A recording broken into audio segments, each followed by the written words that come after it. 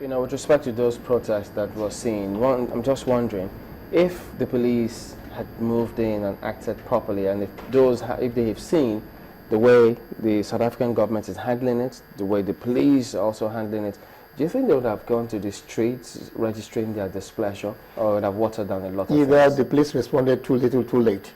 So before even they came there, a lot of people might have been, shops have been spoiled and others have been injured and all that. So I believe that the protests were just well-timed, and it was good for them that next time it wouldn't be like that again. It will not be business as usual, it will be business unusual. We don't want things like that to happen. So the protest for me is very good, and it should be done all over the place. Let ordinary South Africans see it on their television studio that people are protesting about what they've done, and that the international community frowns at such behavior. So let's continue to do it. I believe the South African will come up with a system in which this thing will not occur again. What does this do to Africa, African Union, and us working together, that which you spoke about previously, us not withdrawing our ambassador and then with them doing the same thing? Yes. This kind of action, what does it do? The African Union, I think, will have to address it in this meeting in whichever way, and also open up. If you look at what ECOWAS has done here in the sub-region, we've not seen that sort of xenophobic behavior in that, but ECOWAS, that freedom of movement and all that. The protocol of freedom of movement. People know that you can come from any place and then come to Nigeria and stay for 90 days, after which you could regularize your stay and all that. If African Union, develops in such a way, we should also know that the African Union is a new organization. Don't extend it to the formation of the African Organization of African Union. These are totally different. We can't say no, we don't. If you look at the specific acts, the constitutive acts of the OAU, and they are totally different.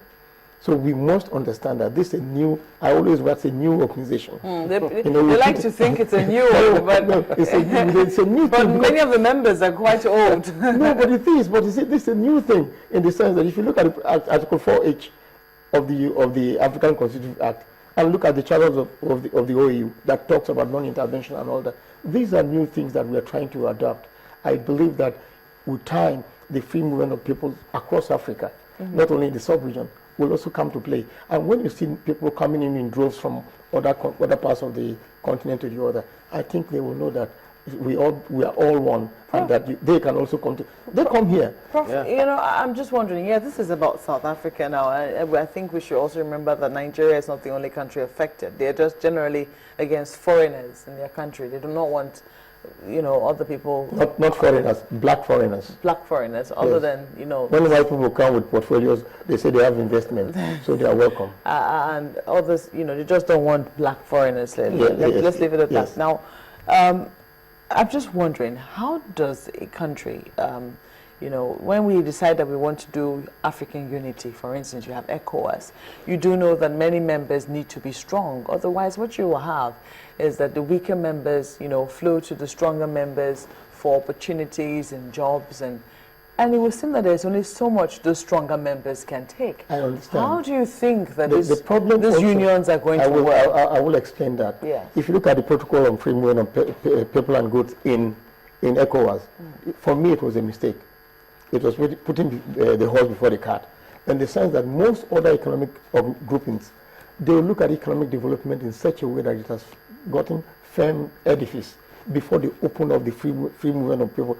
We just opened it. So as a result, there's an attraction of those who are in some other places that are in abject poverty to areas that you have little oases in the region. That's where you can see that it does not even up development.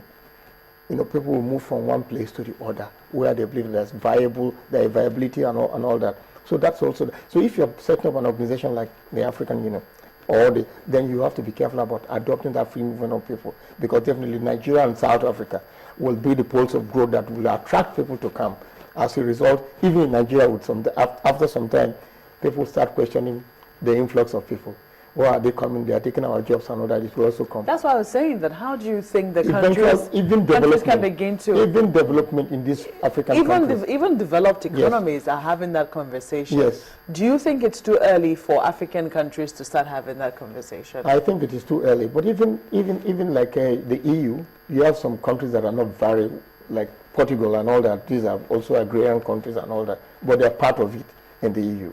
And also you can see the British, they are very careful, they are worried about allowing people from such areas coming to flood their system because of their national health service, their welfare services and all that will be a prey to some of these people moving into the country. So they are also careful. We have this free movement of persons and goods, but within that you can still, it's not going to be an open-ended thing. Those who come in, you must check what they are coming in to do. You can't just because it's free and then you just move in like that. No. But do we check? I'm not sure we check. No, we do. We do? I believe that we do. Sometimes, we don't give credit to most of our security agencies in discussions, but they do. Because, sometimes I just go and stand in some of those places, or unless, of course, someone could see my face, but occasionally I just take a peek and see the flux of those who are coming in, but it's not the same kind of checks when you go to those other West African countries. In Nigeria, it's difficult because of the porosity of our borders that we have around here. Some people could just walk into the country from neighboring states and all that, and that we cannot monitor all these exits and entrances. But do we also on the streets check? On the street, no. For those who maybe go to other areas? You do it in a sort of a selective way. You cannot just keep stopping the people to disturb. Even in England, they don't do that. Even in the well-developed country, they don't do that. Sometimes people could stay in England for over 20 years and all that. They are illegal immigrants. It's only when something happens and they come around you and then they check a particular estate, bring all your passport, that's when they pick you up. They don't just get you on the streets. Or when they believe that if a certain factory is employing then they go to that factory, raid the factory. Part of the reports we've seen here, we've seen some of the nationals, and sometimes we even question our labor laws. Are they enforced? What do we do when we go to seeking for foreign direct investment? Do we spell out to them, look, this is what it entails. You must abide with our rules and regulations here. Sometimes it looks as though we're just keen on attracting FDIs without reading those. I do feel exactly the way you've said, because if you look at what the Chinese who come into this country, what they do, I don't want to single them out. But you see, sometimes they come with even their labels here, jobs that Nigerians could have done. They bring their own people to do it. And it's not that these people are better educated than Nigerians are doing the job. But either we don't check some of these agreements when we sign them very well. When we sign this agreement, we didn't look at this. How are you going to finance this project in Nigeria? Are you going to bring your own people to come and do it in Nigeria? Or there are certain level of employee that should be Nigerian. And also, do we allow Chinese to go to the market, to the ordinary market, to go and sell with our ladies sitting down selling rice and all that? Should we allow that? And that if they come and they employ our citizens, are they paid very low as compared to the Chinese that are working with them? These are all the fine lines. These are all things that we should do that. But the Chinese are good at playing one country against the other, in the sense that they will not. I think Africans, or should I blame the Africans, that they will not come together to develop that sort of laws? Because if it's successful in Zambia, they will believe that it will be successful in Nigeria. Why it will not be successful? Is that where the AU comes in? I think they should come in. Yes, that's where they should come in. What about those regional bodies like SADC? Because I haven't read. Yeah, because if you see that most of the AU's action are done through the RECs, regional economic organizations. That they are the pivots where all the facets could pass through. Peacekeeping, everything. That's through those RECs. That's what happens. Yet you say it's too early for us to start having this conversation. Yes, but you see, we always we live life in a hurry. Whatever has been done in other parts of the world, we want to replicate it and adapt to it immediately.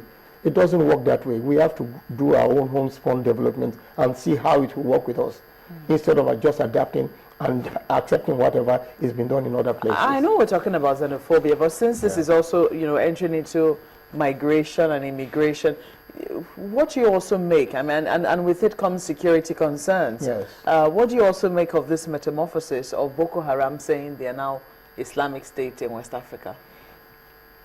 Boko Haram could say that they've said a lot of things before. They've paid allegiance to ISIS. But also for it to operate in the Nigerian system where you have a secular state, Boko Haram thrives only in places that you have fractured and failing and faltering states. That's where they emerge. If you look at all the countries they've emerged, these are the signposts that leads to their emergence. But in a country like that, in a country like ours, you know, they've terrorized this country for long. But I believe that's me.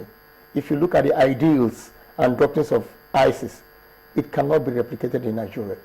Because for Boko Haram, elections that were conducted, for ISIS, elections are off there. You can't hold any election in any ISIS country. And Muslims standing for election is against ISIS rules. Voting for them also is against ISIS rules. No Nigerian Muslim will accept that. And then whatever it is, we've started having an upper hand against Boko Haram. We should just follow up and deal with it in such a way. As insurgency grows, if you give it room to, you know, a little room to expand, then it becomes difficult for you to contain it. But you know, if at the initial stages you have used all the kinetic force and energy to deal with the movement, you will have obliterated the movement. But you know, the ease with which we allow, we didn't deal with it effectively as we should. So they have to start to mushroom and all that, develop tentacles all over. So it will take time. And this is also coming as the Nigerian government is saying that these people, they're attacking their last stronghold, which is Sambisa Forest. And the Nigerian government is confident that, you know, they've run out of arms, they've run out of ammunition. One of the reasons why they pledged allegiance to ISIS in the Middle East. And it would seem that what they're still trying to do is draw attention by changing their name to Islamic State in West Africa. Do you think you're going to be getting assistance, and it's something that we should be afraid of? No, I think that the ISIS leader said that he respects the Boko Haram, and then he accepts their doctrines and all that. These are one of the groups that he has accepted, while he has also fought at some other Islamic groups because they've not followed the tenets of ISIS.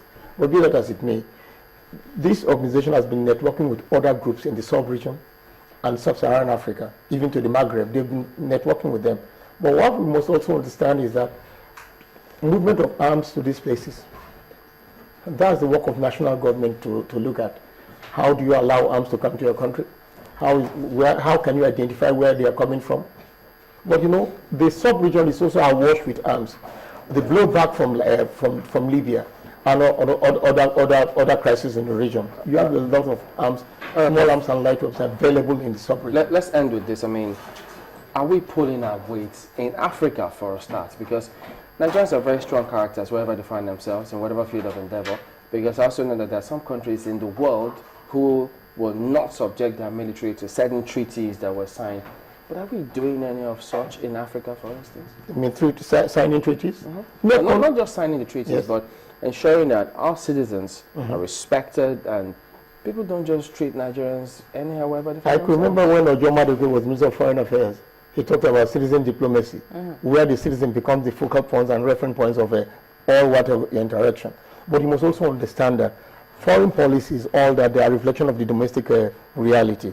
If your background, if your home is not strong enough, what type of power you project and all that will be questionable. So I think Nigeria will have to look back, build back, and then look out. That's the key to many of these problems. Our home must be strong. Must be strong, yes. Thank you for coming on, Professor Charles Dokubo. Thanks for having me. An Associate Research Fellow at Nigerian Institute of International Affairs. Well, let's take a look at the headlines now. Natagbe is standing by with that one.